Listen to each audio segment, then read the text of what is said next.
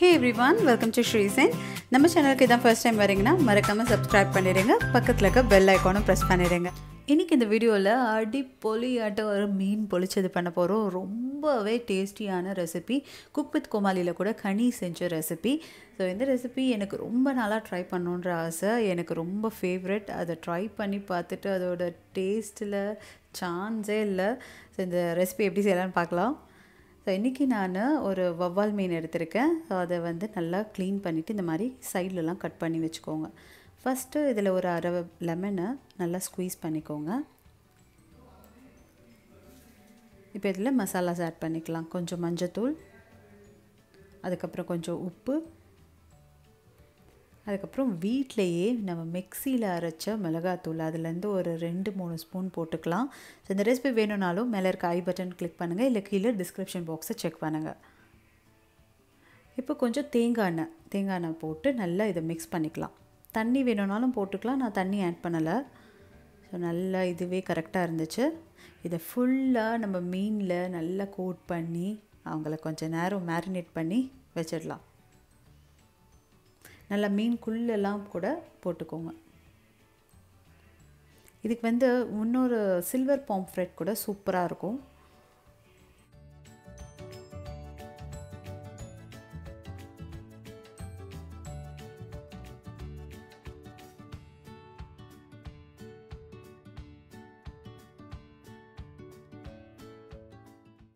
இது அப்படியே ஊறட்டும். அதுக்குள்ளே நம்ம ஒரு மசாலா ரெடி பண்ணிடலாம். அதுக்கு நான் ஒரு 2 பச்சை மிளகாய் எடுத்துருக்கேன்.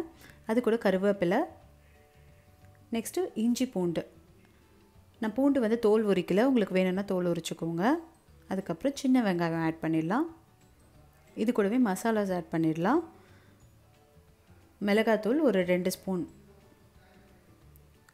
அதுக்கப்புறம் கொஞ்சம் உப்பு, நெக்ஸ்ட்டு மஞ்சத்தூள்.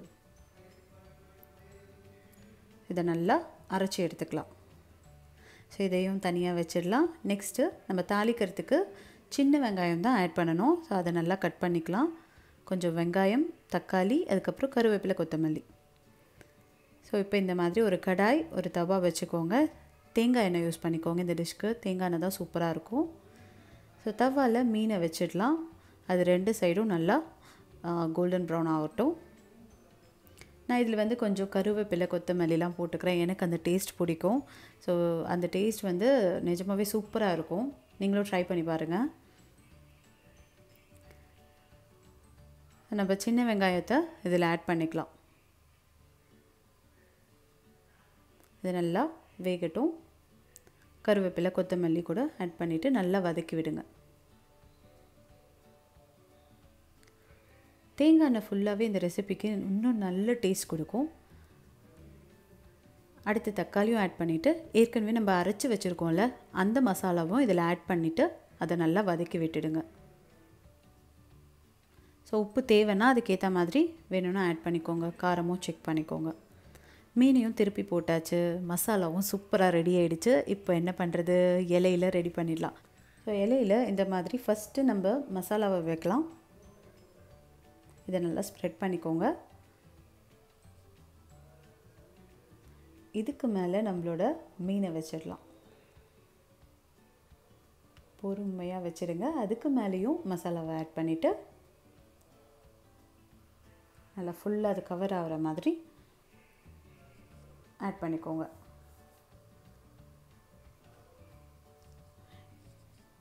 இதில் வந்து நான் ஒரு கருவேப்பிலை, அதுக்கப்புறம் லெமன், உங்களுக்கு வேணும்னா தக்காளி கூட வச்சுக்கலாம். ஸோ என்ன வேணுமோ அதை வச்சுட்டு இதை நம்ம அழகாக கட்டிட போகிறோம். நான் வந்து இன்றைக்கி இந்த வாழை நாரே யூஸ் பண்ணியிருக்கேன். உங்களுக்கு வேணும்னா நூல் கூட கட்டிக்கலாம். இப்போ இதை ஃப்ரை பண்ணிடலாம். ஒரு பேனில் நான் தேங்காய் எண்ணெய் யூஸ் பண்ணுறேன். எண்ணெய் நல்லா சூடானதுக்கப்புறமா நம்மளோட மீனை வச்சு இதை 2 சைடும் பொரிச்சு எடுத்துடலாம். தட்டு போட்டு மூடிக்கோங்க. அப்போ அது இன்னும் நல்லா வேகும். ஒரு சைடு ஒரு 5 நிமிஷம், இன்னொரு சைடு அதே மாதிரி திருப்பி போட்டுக்கோங்க. திறந்து பார்த்திங்கன்னா அந்த இலையோட கலரே மாறி இருக்கும். நல்லா அந்த எண்ணெயிலையும் அந்த மசாலாஸ்லாம் கொஞ்சம் வந்திருக்கும். இப்போ இது ரெடி ஆகிடுச்சு. எடுத்து நம்ம பிரித்து பார்க்கலாம். அதை செய்யும் போதே அந்த தேங்காய் எண்ணெய், கருவேப்பிலை, இதோட வாசனை எல்லாம் வீடே உங்களுக்கு கமக்கும்.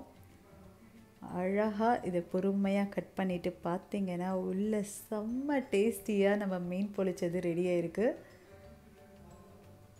சுட சுட சாப்பாடோடு சாப்பிட்டோன்னா அப்பா தேவாமிர்தம்லாம் அது இதுதான். இங்கே பாருங்கள், அந்த மீனோட கலரை பாருங்கள். இதை போய் நம்ம மிஸ் பண்ணலாமா சொல்லுங்கள்? கண்டிப்பாக இதை நீங்கள் ட்ரை பண்ணி பாருங்கள். நிறைய பேர் ட்ரை பண்ணியிருப்பீங்க, உங்களுக்கு தெரிஞ்சிருக்கும். ஸோ தெரியாதவங்க இதை கண்டிப்பாக ட்ரை பண்ணுங்கள். எப்படி இருந்துச்சுன்னு எனக்கு கீழே கமெண்ட் பண்ணி சொல்லுங்கள். ஸோ இந்த வீடியோ பிடிச்சிருந்ததுன்னா லைக் பண்ணுங்கள்.